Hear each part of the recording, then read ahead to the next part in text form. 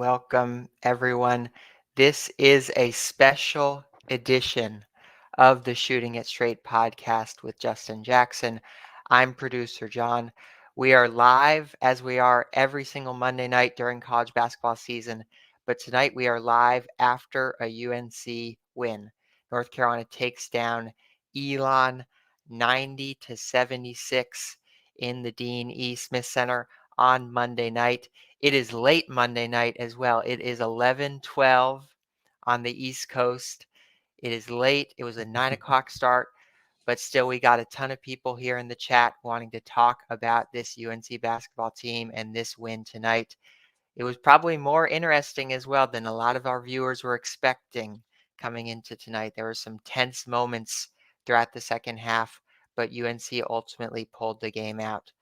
Justin, I'm just going to come to you right off the bat here because it's live and we're doing a post-game reaction show. What are your initial impressions from UNC's 14-point win over Elon? My initial reactions, I think going into this game, I expected not necessarily as scary as it got down the stretch, but I expected this team, Elon, to come in and not play afraid, and to give it everything that they had. And on the same side of things, I also expected North Carolina to kind of play very similar to how they played tonight. Um, it's always hard starting off a season. When you have big games coming up on the schedule, and you can very easily kind of look over a game like this against an Elon team who obviously showed that they're very good, but coming in, a lot of times, I know for me personally, probably the Kansas game was a little more on your mind than this game against Elon, and I think there was a lot of good spurts for UNC that they showed that I think is going to help them throughout the season. But I think there was also, I won't say concerning necessarily because it's the first game, but some things that I think they need to tighten up a little bit going into, especially a game of, the magnitude of Kansas. So I think the game kind of went very similar to how I thought. I think the way it ended with the score is how I kind of expected it. I didn't really expect it to be a huge 30-point blowout. Um, and then you got to kind of tip your caps and you know give praise to Elon. They gave it everything they had. They had some guys hit some big shots and played really well. But obviously down the stretch, UNC had the best player on the floor in RJ. So that's kind of what pulled them through. You referenced that critical point in the game, RJ Davis taking over. Let's talk a little bit more about that because that was such a key moment tonight. I'll kind of set the scene a little bit here. There were around 6 minutes left in the second half. Ty Simpkins, he made 2 free throws at the line. He put Elon up 71-69. And then RJ Davis, he's 29 years old or whatever he is. He's played a bunch of college basketball games. He was not afraid at all. This moment did not faze him for a second. He hit a 2-pointer. He hit a 3-pointer. Elliott hit a 3-pointer as well to kind of push the lead back out a little bit. And then all the heart rates came down in Tar Heel Nation. And not that UNC cruised from there, but UNC was a little bit more comfortably in the lead from that point forward. We've seen RJ in so many key moments over the years. We didn't learn anything new about RJ tonight, but just impressive to see him continue to put this North Carolina team on his back as he's done so many times throughout his North Carolina career. Justin, as you were watching RJ kind of take over the game in the second half there late, what was going through your head? I mean, it's what we've seen. I mean, we saw pretty much on a consistent basis last year, basically the whole season. And I think what's so impressive for me watching a guy that struggles kind of throughout the first half, um, and I guess kind of throughout the whole game was just his composure. Like he never, obviously, like you said, he's been in college for a really long time and he's played in a bunch of big time games at this point. But it's also it's easy for a scorer and a shooter. You kind of miss a few shots. I know there was a possession or two in there where he actually got 2 shots in the one possession, that probably would have obviously helped the team kind of push the lead up even more, and for him, confident wise, probably help. And he missed both of them. And for a scorer to kind of go through a situation like that, and also be in a game that's really close against a team that you didn't necessarily expect to be in a close game, to see his composure and be able to pull it all together and really lock it in at the end of the game for this team. It's I heard um, somebody was talking about it, but I think us as fans kind of enjoying this ride that RJ is on. Obviously last year was historic for him, broke all kinds of records, ACC Player of the Year, first team All American. And whether he does that exact same thing that he did last year or not, I think just being able to witness kind of the numbers and the history that he's kind of putting up as far as UNC and just college basketball in general, I think it's something that we should really enjoy and embrace. So obviously, shout out to him, and at the same time, shout out to the UNC team, pulling it together and finishing that game out. I know we love to have 40-point blowouts as fans and just kind of walk away with the games. But for this to be the first game and to see their resilience kind of towards the end of the game and finish that out, I think is it's going to go a long way for them. Absolutely. North Carolina is now 103 and 12 in season opening games, including last season's 16-point win over Radford. So the same margin of victory there 2 seasons in a row. And also, North Carolina has now won 20 consecutive season openers since a loss to Santa Clara in Oakland to begin the 2004-2005 season, which was also a very late game for those of us on the East Coast. I remember that. And that season, of course, ended in a national championship. So the season worked out fine for the Tar Heels that year. I'm going to run through the box score as well, just to give our listeners maybe who haven't had a chance to review the box score yet, hit on a few players that we wanted to talk about as well. Mhm. Elliot Cadeau, 17 points, but the headliner for him, 3 of 4 from the three-point line, so critical. And all of the offseason work that he's been talking about and that he's put in paid off in the first game of the season for North Carolina. We've already talked a little bit about RJ Davis, 24 points for him. He was only 3 of 11 from the three-point line, but he made the ones that counted. And also, you can't discount the fact that he was 7 of 7 from the free throw line. Jalen Withers added in 10 points. Seth Trimble added in 15 points. There's going to be a lot of talk. There's already been some in the chat about Cade Tyson. He finished with 2 points, 1 of 6 from the field for the North Carolina transfer. North Carolina also they rebounded pretty well overall. They out rebounded Elon by 3, 43-40. Offensive rebounds, there's still a lot of work that North Carolina can do there. They had 18 in this game. So Justin, I just mentioned a few players there. A lot to talk about with Cade, a lot to talk about with Elliott. Which other player, which numbers from that box score stood out to you? Yeah, I mean, I think I have to, we got to continue talking about Seth. I think with Seth, um, his confidence, I think, is what's so evident to me as far as just being out there on the floor and just playing basketball. Um, I mean, for me, the probably the most perfect example of that was him shooting that step back three to start the game.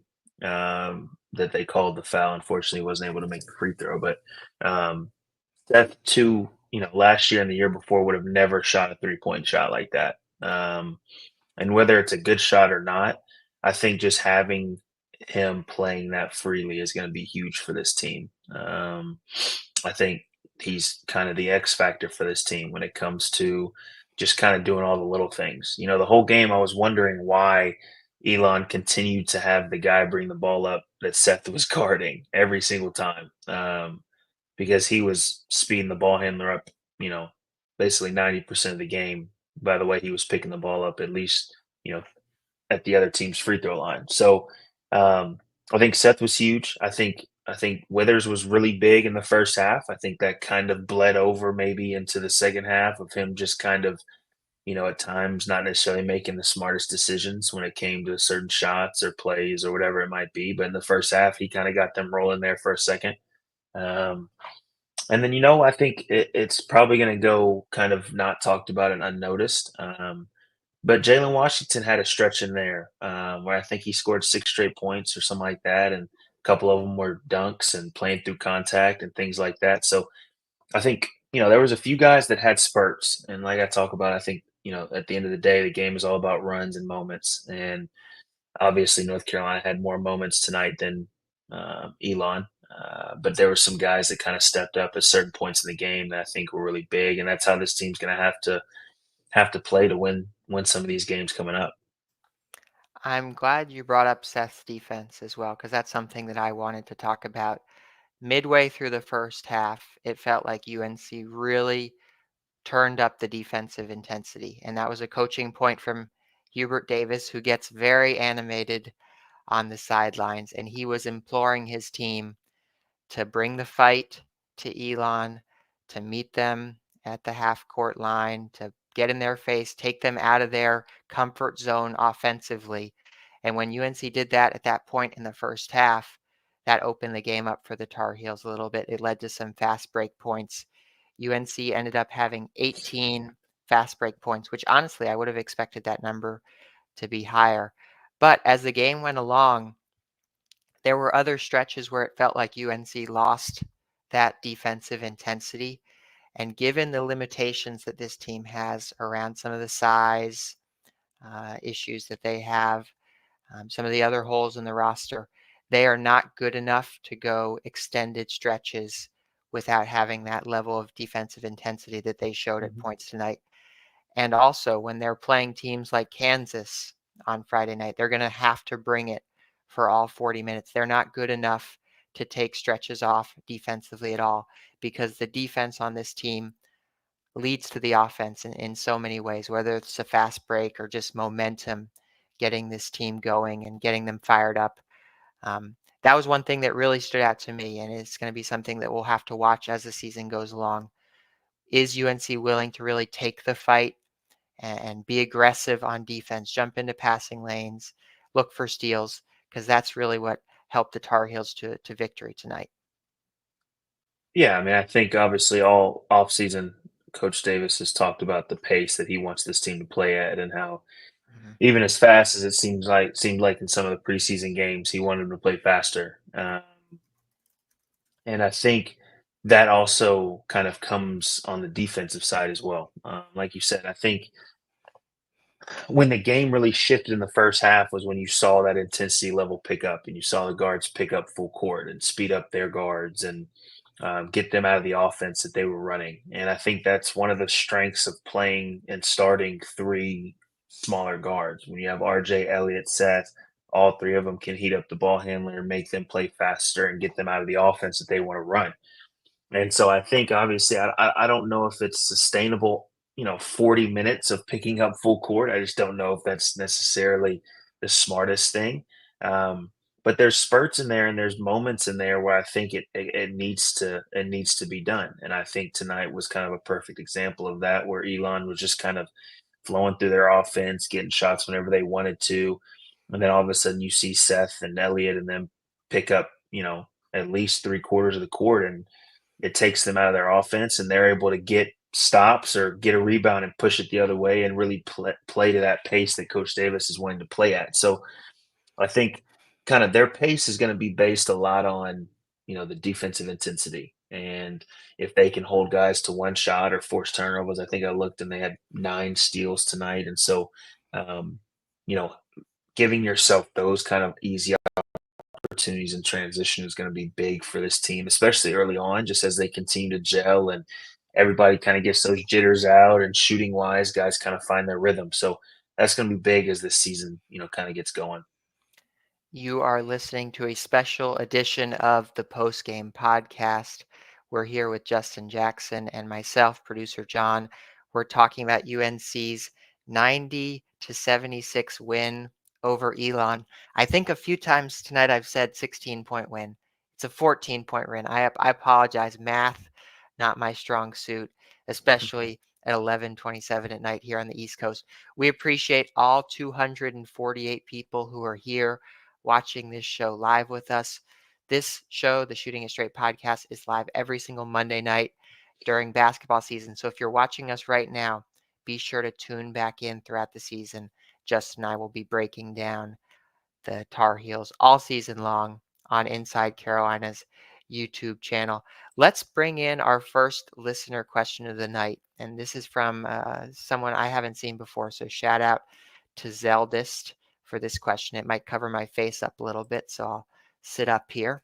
How should the Heels run the offense when Cadeau is on the bench or in foul trouble? Looked a little lost offensively when EC wasn't on the floor. I think that's a really smart observation from our listener there. You look at the plus minus stats from tonight. I know those stats aren't always perfect, but Cadeau had a really good plus minus. He had a plus 28 tonight, which led the Tar Heels. So he really made his impact on the box score there in that respect. I think there's some questions with this team at, who's that backup point guard? Is it RJ? Is it someone else? Justin, what's your take there? How should this offense run when they don't have Cadeau on the floor?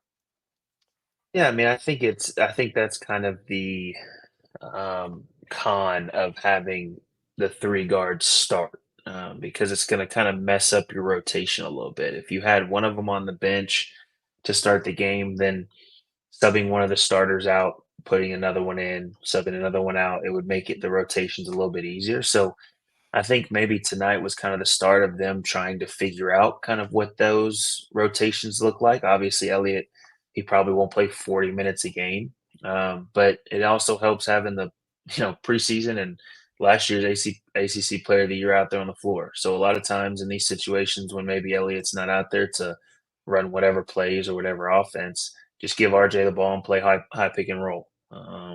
Let him create for the rest of the team. When you have a guy like Seth, who's obviously shown that he can get downhill and he's playing way more confidently, you got a guy like him that can create for guys. It might not look the same as Elliott, but that's the strength of having so many good guards is being able to throw the ball to one and say, "Hey, get us into something," or "Hey, just call up a ball screen. Let's get into a high pick and roll and get some sort of action downhill that way."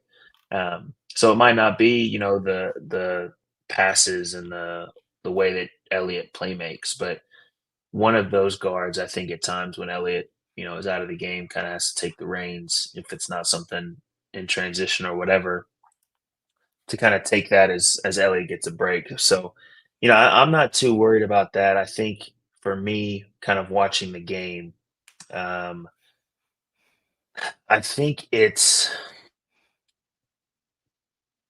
tonight's game was a good preview, I'll say, of kind of what we might see in against Kansas. And the reason I say that is Elon had a 7'4" guy. I think his name was Cherry or Cherry. He was 6'9", 6'10". And so when you see that, I think my biggest question mark is still going to be who is it that's down low that gives us that presence. Like I said, Jalen Washington had some spurts in there that he looked like he was playing physical, playing hard, was able to hold it down low. You had situations in the first half that I was really impressed with. Uh, Van Lubin Allen, um, and just his ability to stay on the offensive glass and give Carolina offense more opportunities that way.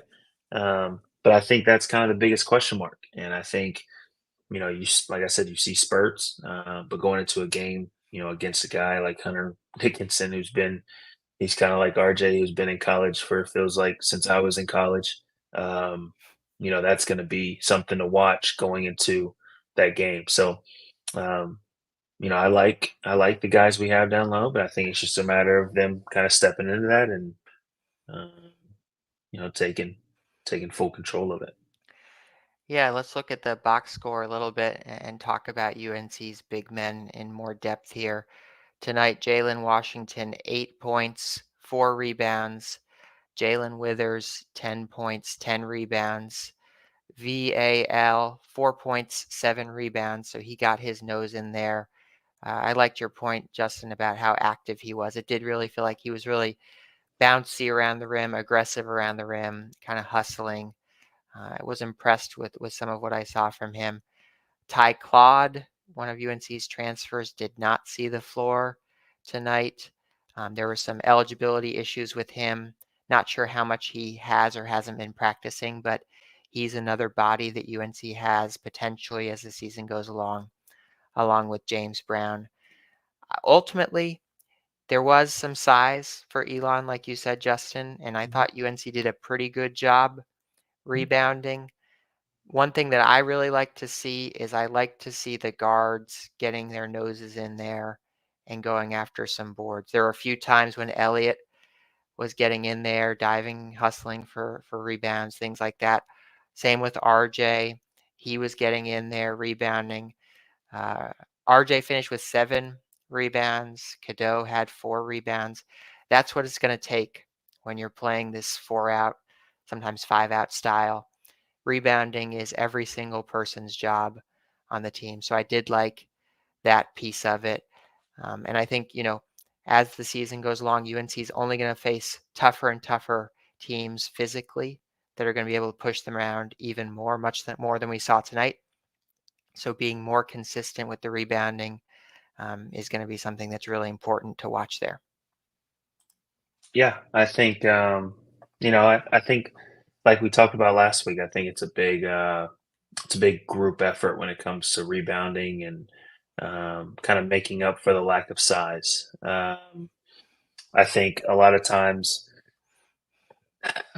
you know, you fall so in love and you just get so used to a guy like Armando who would literally, I mean, he was a walking 10 to 15 rebound type of guy, um, that the guards wouldn't necessarily have to get in there, to help rebound as much. And you see now a team like this, it's got to be a gang type of situation. And thankfully there's a lot of athletes, a lot of length, a lot of guys that can do it. So just a matter of making your mind up to get in there and mix it up a little bit with the big fellas.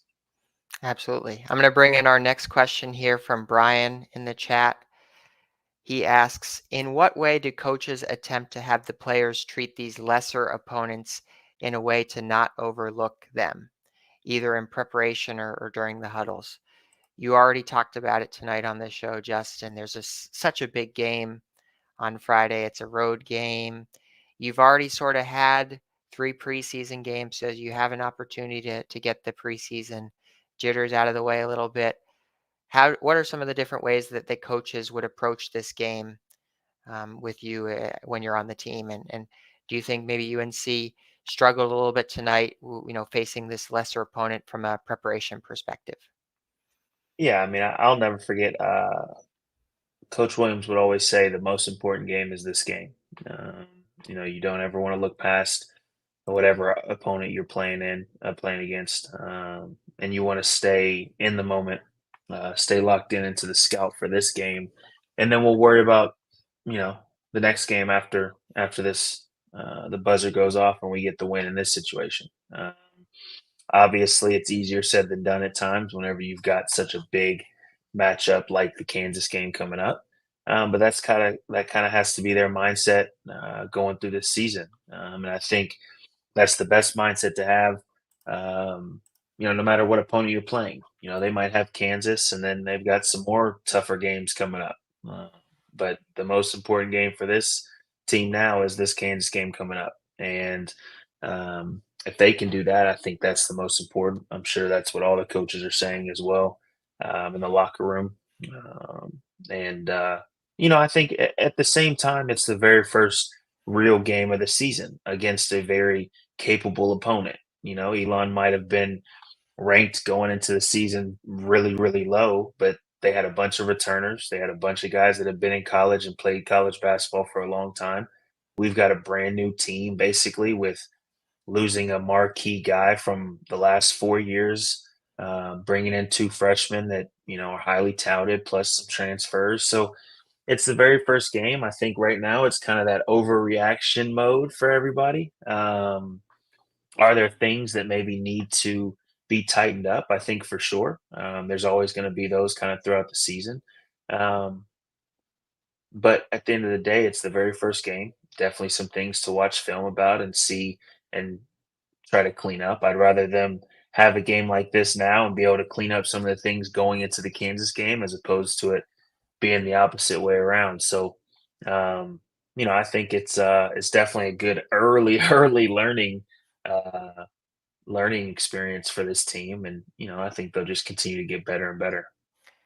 There's a lot that could be cleaned up around the rim as well. Felt like UNC missed about 8 layups tonight, whether they were on fast breaks or there was that one Harlem Globetrotters like possession where there's like 4 missed layups in a row on both sides of the basket. That's definitely a negative from tonight. We also have to talk a little bit about Cade Tyson because that might be something that could be in the negatives column from a game like tonight. His stat line: 2 points, 1 of 6 from the field, 0 of 3 from three, 2 rebounds, 2 fouls in 16 minutes of action. So he didn't play a ton. I think one thing that stood out to me is physically it looked a little tough for him at times, even against a team like Elon, guarding some of the other teams, especially bigger players getting back down into the post a little bit. Starting to think, what does he look like on the floor against an ACC team if he's not making shots? I like this question though from Dr. J, NBA Hall of Famer, in the chat here tonight. Tyson got way too down on himself for missing shots. He needs to become a little bit more forgetful. Justin, you have a lot of experience as a shooter. You're a professional shooter, of course. Were there nights like that for you where you maybe would just get down on yourself a little bit? Maybe Cade was pressing tonight a little bit. Just your thoughts on his performance. Um, I think that any slander or judgments um, on any of the players, I think criticism is okay. But I think any judgments made within the first real game of the regular season is just nonsense. We talked about it a little bit last week about just shooting and what the adjustments are. And until you're really in the situation, right? Until you experience what it's like to be in the Dean Dome and have to shoot a three, or um, to be playing and to go 4 minutes straight of playing hectic pace, and now all of a sudden you've got to calm down and hit a three. Until you've really been in that, you don't really understand what it's like. And I think it's kind of the perfect example of that. When you see a guy like Cade who shot 45% last year at Belmont, and now he comes in and it's, oh, we've got our shooter, um, and we've got our guy to be able to space the floor, right? It still takes time. And I do like that question because I do agree. I think there were times where you can kind of see that he's just thinking too much, um, instead of just shooting it and doing what he's always done. And at times, you miss a shot, no matter how good or bad the miss might be. It's just a miss, right? It's just a learning experience. So I think there is kind of you got to kind of move on to the next play as fast as possible. Um, but I mean, I would have hated to kind of see the reactions from, fans and stuff like that my freshman year. I would have hated to see some of the comments that I probably got my freshman year, because I was probably worse when it came to just the shooting aspect of things. So it takes time. And I'm not going to sit here and say that, I'm happy with the results of Kate Tyson shooting today. I think he's very capable of having very similar numbers here at UNC as he did at Belmont. But I think it's going to take time for him to kind of find a rhythm and get really comfortable. You can tell he's just not super comfortable, whether he kind of seems like he's having to rush it a little bit, or maybe he doesn't touch the ball as much as he did at Belmont. And the shots aren't coming as consistently as he had there. That's a big thing as well. Is just the rhythm of the game. You might go 4 minutes straight and not touch the ball, and all of a sudden now you get the open look and you got to knock it down, as opposed to you might have been involved in every single play on the offensive end last year. So there's a bunch of different things involved, but I think after one game, to sit here and say, I don't think we got what we wanted out of Cade. I don't think that's at all what it is. I think it's just a matter of him calming down, getting back to what he knows what to do, and just be him. Just go out there and shoot it. And when you're open, let it fly. At the end of the day, he's kind of the only um, labeled shooter outside of RJ. So Mhm. for me, that's a green light. Every time you're open, every time there's a any kind of space, let it fly and let it fly confidently. Two more points to build on that. In the preseason, Cade talked a lot about learning to play with Elliott as well. Elliott's a really amazing passer, but it takes time to build that chemistry. And there were times tonight where some of UNC's returning guys like Jalen Withers found some open corner threes because they kind of knew where to be within the flow of the half court offense, and passers knew when to throw them the ball. Cade didn't get a ton of easy, wide open looks tonight. I think those will come as he gets more experience playing with some of UNC's guards. And number two, I did like that he, in the second half, kind of took a step in and just knock down an easy mid-range jumper. Sometimes that's what you need. See the ball go in the basket. Let the three-pointers come as the season goes along. So that's a strong defense there from Justin of Cade Tyson. A message to our chat to UNC fans. It's game one of a long season, and we can pull back up the chart. We had a big fancy chart last week that talked about how he was projected one of the best shooters in the country. So if we need to pull the chart back up, we'll do that as well. I'm going to take a quick second, talk about our sponsors of this show. We appreciate 250 people here watching us live at 11:44 on a Monday night. I know we all have work. We all have school tomorrow morning early, and you guys are still out here in the chat listening to us talk about UNC basketball. So that's awesome. Want to thank Johnny T-Shirt, the best place to shop for Tar Heel gear. They're a Chapel Hill tradition, a North Carolina tradition since 1983, and a 20-year partner with Inside Carolina. Visit them on Franklin Street or check out their online store, and we appreciate them for supporting this show and all of Inside Carolina's podcasts. And also, we want to shout out Congruity. Their logo is there on the screen right now. They're the leading provider for Tar Heel business owners' payroll, HR, and employee benefits needs. Inside Carolina listeners can get a free payroll and HR assessment by emailing Matt at Congruity. So thanks to both of our sponsors. Justin, I got one more question for you before we get out of here tonight. Let's talk a little bit about the zone because that was something that flummoxed UNC a little bit as the night went along. To me, I think UNC has a lot of really great options to go in the middle of the zone. And when you have someone like RJ Davis, you're always in a pretty good position to also kind of shoot your way out of a zone that a team is playing. UNC also ran a really nice set at one point to get a big dunk out of the zone. I think it was Withers who had that dunk there. But I'll pull up the question here. This question is from Zachary Small asking if he thinks this team is better suited to go against man or zone defense. They seem to struggle a little bit with the zone tonight. But Justin, let's just talk a little bit about the zone, how you saw UNC playing against Elon's defense there. Yeah, I think the answer is very simple, and I think this team is best against man to man. The guard play that they have is built around getting downhill, getting into the paint, putting pressure on the rim, causing the defense to collapse, um, and to go against kind of that type of defense. I think that was for me that was kind of the glaring um, issue for me. I think that going forward through the season, if I'm a team watching Elon go against UNC, and I might have better athletes, maybe taller, longer guys that can cover space a little bit more even than Elon could. Um, I'm going zone every time until UNC kind of proves that they're comfortable going against it. I think like you said, they had some wonderful plays drawn up. Jay Wood had a lob play. They had some other plays that you could tell were kind of out of timeouts, or plays that they were able to talk about before going down um, against the zone.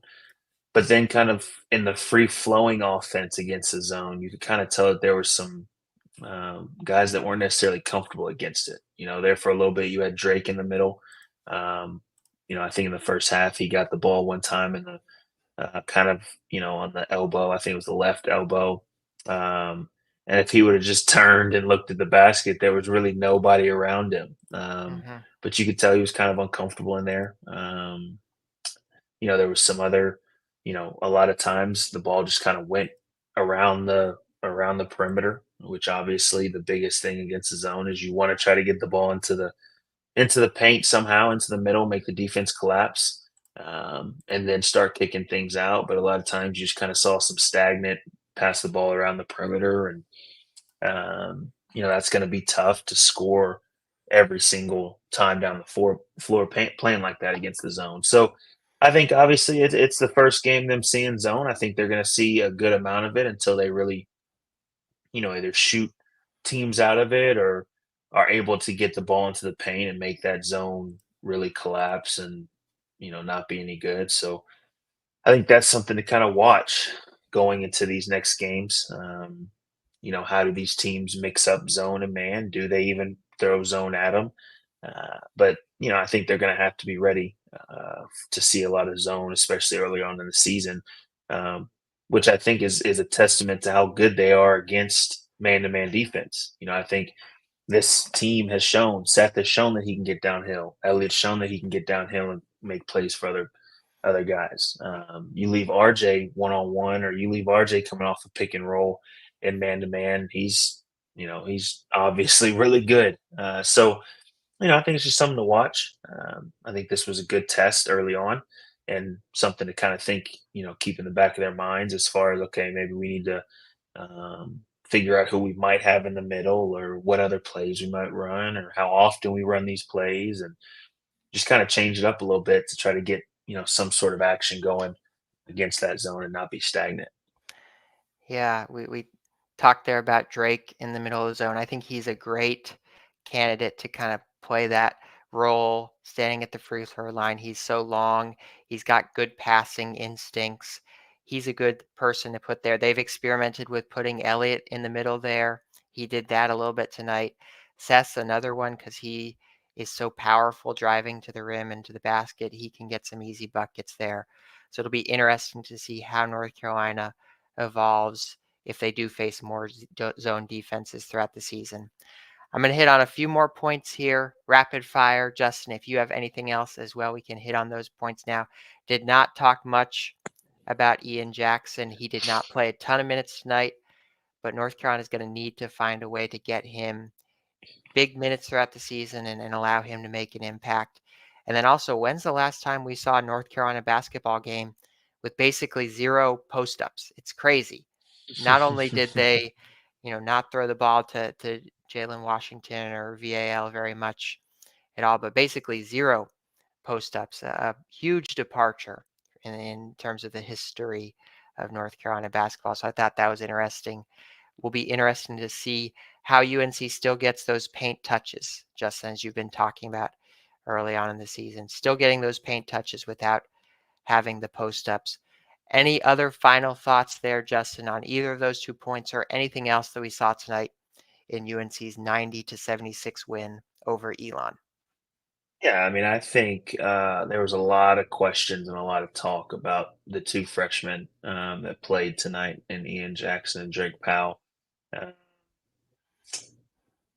I think the reality, and we've talked about this, the reality of it is it takes time. Once again, time is, we hate to say something takes time, but it takes time for freshmen to get used to playing college basketball. It just does. You look at a guy like Ian and Drake, and I think Drake early on, I think you saw him be really effective. He knocked down a three, got a steal to a layup. Um, but I think it's still, we have to be patient with these freshmen. It doesn't matter if they were 7th ranked in their class and 14th ranked in their class. The game's faster, stronger. You got to be a little bit smarter out there. You can't just you're not just necessarily the most talented player on the floor anymore. I'm sure I know it happened to me a few times as a freshman. You go into a game like this and you see some of the names and you've never heard of them before. And so it's like, surely they're not that good. And then a guy comes out and you go for a layup and they throw it off the backboard and you can't, you have no idea what's really going on. And then it's a different, you have to acclimate to uh, the choices of shots that you shoot, when to be aggressive, when not to be aggressive. You're so used to being the main guy, and at the end of the day, you're not this year with RJ out there on the floor, and then Elliott and Seth and guys that have already been here and solidified themselves. So it just takes time to adjust. That's all it is. And I think they'll find their roles and what it is that they can really do to help this team as the season goes on. They're obviously unbelievably talented players, and I think they can do a lot of things for this team with their athleticism, their length. Ian showed his scoring ability and his ability to get out on in transition. I think that's kind of where they're gonna kinda make their mark right now, is just getting out in transition, knocking down open shots, and then playing defense on the other end. But like I said, I think it's just we gotta show a little patience. If we're having the same conversation mid-season, then maybe it's a different conversation. But after one game and the first real game where it really, it goes into the win-loss column, I'm not really gonna beat up the freshmen too much. I think it's just gonna take a little time. North Carolina defeats Elon 90-76 in the Smith Center. They move to 1-0 on the season. I'm going to throw this up real quick just because it's a great picture. RJ Davis is the story of the night. He's our thumbnail for this show. He led the Tar Heels in the second half to victory. Next up for North Carolina, a humongous matchup in Allen Fieldhouse against Kansas on Friday, November 8th at 7 p.m. A little plug as well, special treat for our listeners. Justin will be on the post-game show after Friday's game. So Tommy and Justin and maybe a few other surprise guests, not sure who Tommy has cooked up for that one, but that's going to be a really fun post-game show. So be sure to come back to the Inside Carolina YouTube channel after that game on Friday. Win or loss, Justin, Tommy, the gang, they will break it all down for you. We have still 214 people watching us live here, so we appreciate everyone for joining us to break down UNC's first win of the season. Justin, the floor is yours. Take us out. Close the show out after UNC's first win. Man, I'm just happy to say that it's officially a win. Um, I'm very excited with where this team can go. I think today was a perfect test for this game coming up in Allen Fieldhouse.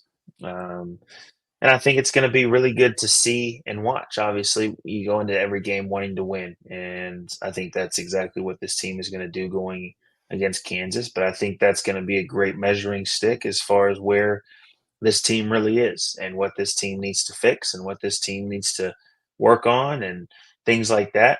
Um, but I think with the pace that this team is playing, and the versatility and the ability defensively to be able to switch everything and speed teams up and get them out of the offense that they want to run, I think this team has every chance to be really, really good and make a deep run in the NCAA tournament. So I'm excited. I think the word for today is patience.